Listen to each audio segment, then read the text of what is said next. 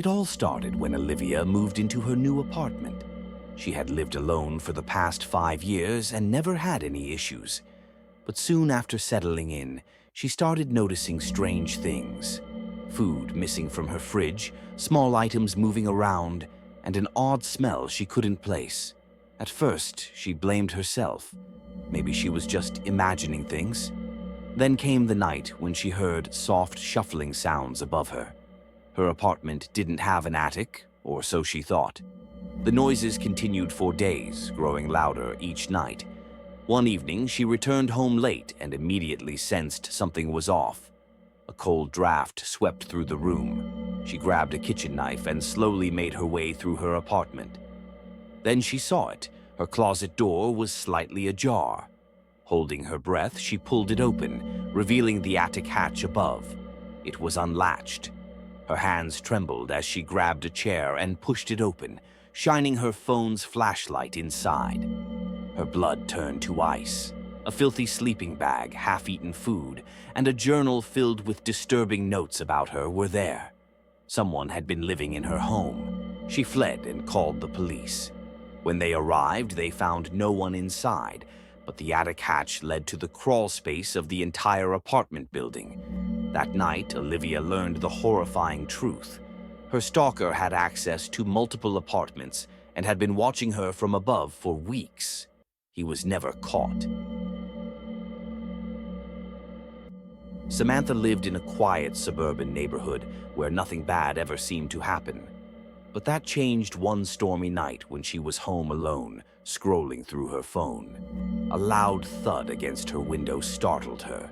She assumed it was the wind, until she looked up. There, pressed against the glass, was a man in a white mask.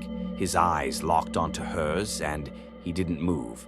Samantha's breath hitched, and she scrambled to grab her phone. Just as she did, he started tapping. Slow, rhythmic taps against the window pane. Heart pounding, she called 911.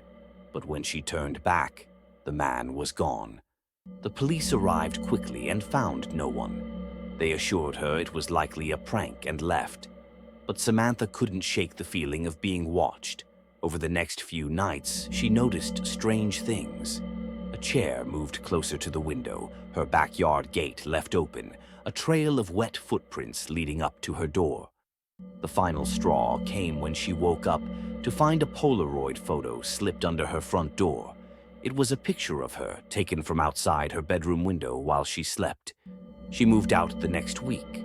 The masked man was never found. It began with a simple mistake, or so she thought.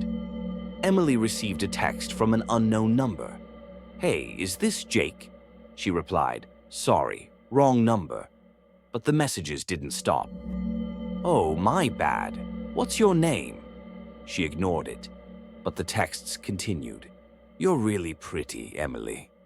Her stomach dropped. She never told him her name. A chill ran down her spine as she blocked the number. That night, as she lay in bed, her phone buzzed again. Blocking me won't help. Her heart pounded.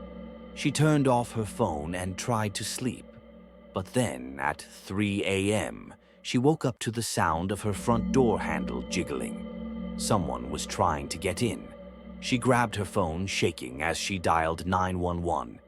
The operator stayed on the line as she hid in her closet. Minutes felt like hours before the police arrived. They found no one, but just as the officers were about to leave, one of them noticed something. A single message scrawled onto Emily's bedroom window in condensation. "See you soon." She moved away the next day. The stalker was never caught. Stalkers are real, and sometimes they are much closer than we think. These stories remind us to always be aware of our surroundings, because you never know who might be watching. Like, subscribe, and stay safe out there.